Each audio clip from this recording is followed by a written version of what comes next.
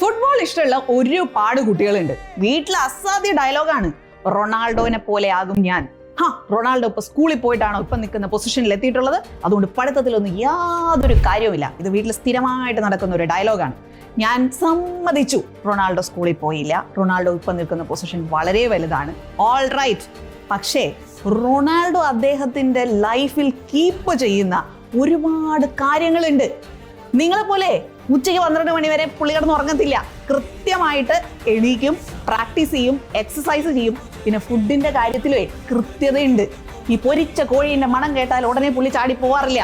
പുള്ളി ഭക്ഷണം കഴിക്കുന്നതിനകത്ത് കൃത്യതയുണ്ട്. കാരണം എന്തൊക്കെ പ്രോട്ടീൻ റിച്ച് ആവണം, കാർബോഹൈഡ്രേറ്റ് എത്രയാവണം, ഇതിനൊക്കെ കൃത്യമായി കണക്കുകളുണ്ട്. ഇതൊക്കെ കീപ്പ് ചെയ്ത് പോകുമ്പോഴേ ഭയങ്കര സാക്രിഫൈസ് ആണ്. ആ സാക്രിഫൈസ് ഒന്നും ചെയ്യാൻ വയ്യ. പക്ഷേ എക്സാമ്പിൾ എടുക്കുമ്പോൾ ഒരു പോയിന്റ് എടുക്കും. പുള്ളി കൃത്യമായിട്ട് സ്കൂളിൽ പോയിട്ടില്ല അത്രേ. അതിനെ മാത്രം എക്സാമ്പിൾ എടുത്തിട്ട് ഈ ഡയലോഗ് പറയരുത് കേട്ടോ. ഒരാളെ ലൈഫിൽ എക്സാമ്പിൾ ആയിട്ട് എടുക്കുകയാണെന്നുണ്ടെങ്കിൽ 360 ഡിഗ്രി ഒന്ന് നോക്കുക. ആ വ്യക്തി എന്തുമാത്രം ലൈഫിൽ എഫേർട്ട് ഇട്ടിട്ടുണ്ട് എന്നുള്ളത് ആലോചിക്കുക, മനസ്സിലാക്കുക.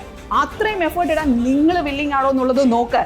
അല്ലാതെ പുള്ളിയുടെ ലൈഫിൽ സംഭവിച്ചിട്ടുള്ള ഒരു കാര്യം മാത്രം ഇങ്ങോട്ട് നുള്ളി എടുത്തിട്ട് അതിന് ഡയലോഗാക്കി പറയരുത്. Don't do keep going. Happy learning.